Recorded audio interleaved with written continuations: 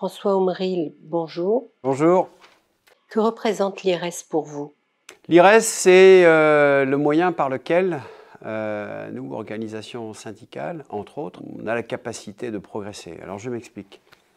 C'est un institut de recherche en économie et en sciences sociales. Il n'y a pas de progrès disponible vis-à-vis de la société si on ne fait pas l'effort d'objectiver les phénomènes pour mieux les comprendre.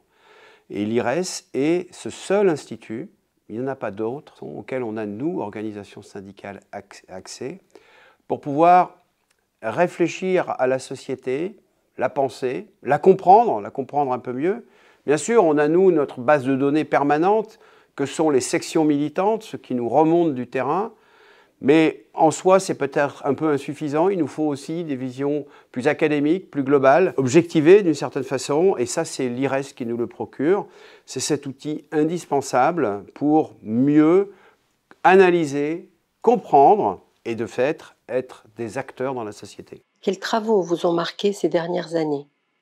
Ce que j'ai trouvé très marquant ces dernières années, c'est ce que l'IRES nous a apporté pour un peu déconstruire les préjugés sur un certain nombre de sujets. Je vais prendre deux exemples. Sur les questions des comparaisons internationales, par exemple. Vous savez, nous avons affaire depuis 15 ans au moins à des gouvernements qui, en permanence, vont chercher tel ou tel exemple. Alors un jour, on nous parle de l'Allemagne, le lendemain, ça va être le modèle danois, et puis le surlendemain, le modèle suédois, et puis après, ce sera l'Espagne, l'Italie.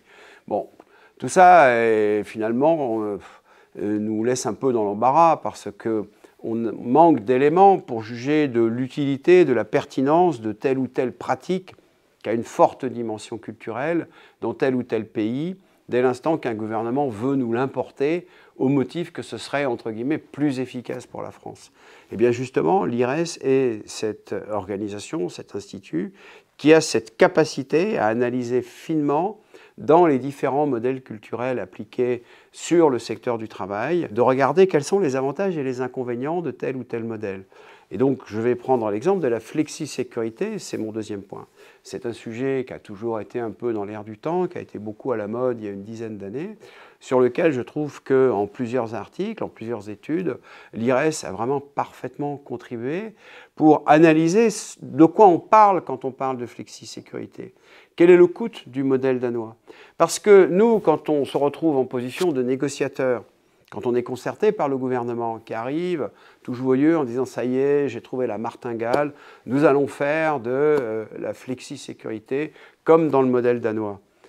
C'est quand même assez intéressant pour nous de constater que justement dans ce modèle-là, eh bien, il y a quelque chose qui est supporté de façon très importante par l'impôt, par exemple, et que l'intervention de l'État, elle est justement très importante pour rendre solide le dispositif. Et ce qu'on nous propose en France, ben en fait, ce n'est pas du tout ce modèle-là. Une fois de plus, c'est un modèle un peu dévalué, un peu bricolé, sur lequel on s'aperçoit que les choses ne fonctionnent pas comme il faut. Il y a des choses très intéressantes aussi qui concernent la comparaison, là encore au niveau international, dans les pays de l'OCDE, des différents modèles d'assurance chômage. L'OFCE travaille sur le sujet, mais c'est important pour nous d'avoir accès aux recherches académiques du plus haut niveau, et ça, c'est l'IRES qui va nous le procurer. Parce que vous savez, les sujets du travail sont des sujets qui sont propices au déferlement d'idées reçues. Vous savez, la grande histoire du on va pousser les gens à retrouver du travail en leur supprimant les allocations, comme si le fait d'avoir une allocation était quelque chose qui vous éloignait de l'emploi. Or, tout démontre que c'est faux. Et pour le coup, c'est un sujet d'actualité. Quand moi ou mes collègues qui nous représentent vont aux réunions de concertation avec le ministère du Travail, ben, ils sont forts justement de ces études-là, qui sont des études sérieuses, un peu plus sérieuses que les brefs de comptoir qui visiblement alimentent les politiques de l'emploi du gouvernement. Et donc là, moi, j'aime bien justement, c'est un peu ma formation aussi, j'aime bien me retrouver à discuter, à débattre, à être parfois dans des controverses avec des membres du gouvernement qui veulent développer des politiques publiques que moi je juge inefficaces. Mais j'ai des arguments pour le coup, j'ai les arguments à produire au débat. Et une partie de ces arguments-là me viennent notamment de certaines études de l'IRES. Et ça, c'est très important.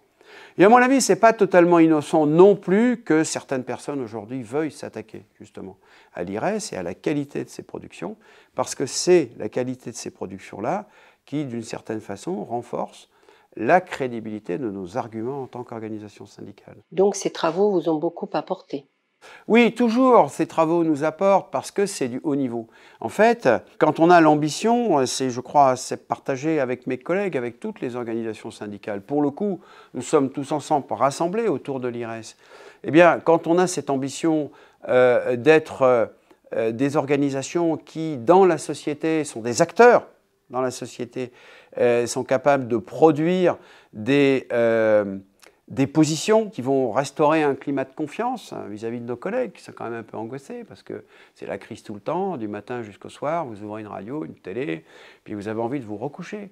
Et donc, pour une organisation syndicale comme la CFE-CGC, c'est une mission importante que de poser, de jalonner le terrain, d'ouvrir des espaces dans lesquels les gens pourront se projeter, une dimension pour leur carrière, pour leur investissement, pour leur projet professionnel, pour leur projet personnel finalement. Et donc pour pouvoir faire cela, eh bien, il faut être dans la recherche du haut niveau, dans la façon dont on analyse et dont on comprend la société, ses enjeux, dans la façon dont on a décidé en tant qu'organisation syndicale d'être un acteur de la transformation justement de cette société-là. Et tout ça ne fonctionne vraiment de façon crédible que si on se base pour partie, là encore, sur des recherches de haut niveau, sur des points de vue de haut niveau parfaitement documentés. C'est ça qui manque en fait. La parole publique aujourd'hui, elle est très dévaluée parce que les personnalités politiques qui nous gouvernent ont tendance actuellement à remplacer le marketing, c'est-à-dire la propagation par des moyens adaptés à des lieux communs, à des idéologies. Or, nous, ce n'est pas du tout notre système.